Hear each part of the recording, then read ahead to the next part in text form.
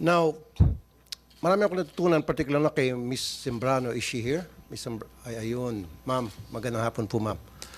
Um, Nakakasama ng loob nga na binibigyan ng deadline yung mga jeepney operators na mag-consolidate when in fact, yung paggagawa ng route plan, walang deadline.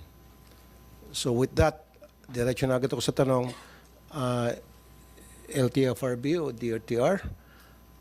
Now, ano na yung sitwasyon ng route plan program ninyo, sir? Okay. Thank you, Mr. Chair, for giving us the opportunity to present. That would be all, Mr. Chair. Thank you, Chairperson Guadis. Nung last hearing natin, brinot up ni Miss Sembrano yung Cebu Peoples. Mas maganda kung si Miss Sembrano na magpapaliwanag doon. Ito binabasa ko lang, uminit ng ulo ko eh. Pasensya na ha. Mas maganda siguro uminit ng ulo si Miss Sembrano. Kasi parang lokohan to eh. May pinayagan kayong mag-operate doon sa Bacolod na they're not supposed to. At nakisama sila. Kaya lang parang na-scam pa sila ng di oras. Pero bago niyan, nasaan na ba tayo dito sa route plan? Hindi masyado malinaw yung mga pinagsasabi niyo doon sa presentation niyo.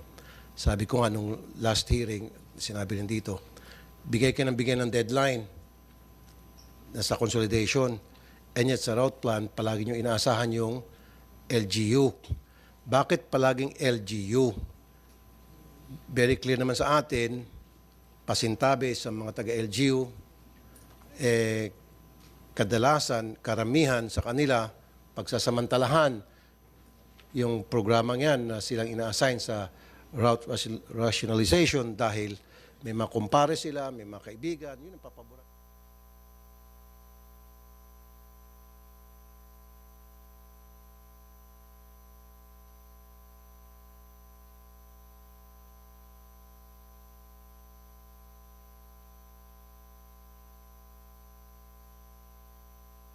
Rationalization. Bakit po inuna natin yung dapat di ba sabay? Bakit binigyan agad natin ng deadline yung consolidation pero yung sa route plan walang deadline? Kung kailan lang mabubuo, kung kailan lang available to mga resource persons sa LGU. Kumbaga at their convenience. And then doon sa mga jeepney operators, may deadline. Ngayon, hindi nila na, after the deadline, pag hindi nila na, dahil hindi sila nakasama sa consolidation, hinuhuli-huli sila. Pakipaliwanag nga, Chairperson Guadis. Magandang umaga po ulit, Mr. Chairperson. Unang-una po, yung sinasabi pong hinuhuli yung mga hindi pa po consolidated, we're still crafting now the terms of reference para po sa panghuhuli ng mga unconsolidated. Well, it's true that we have the April 30 deadline.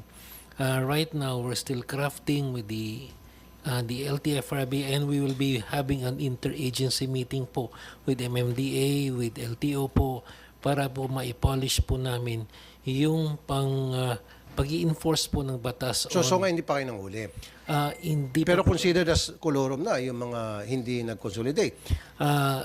considered na ho silang colorum in a sense na Exactly. So discriminated na sila.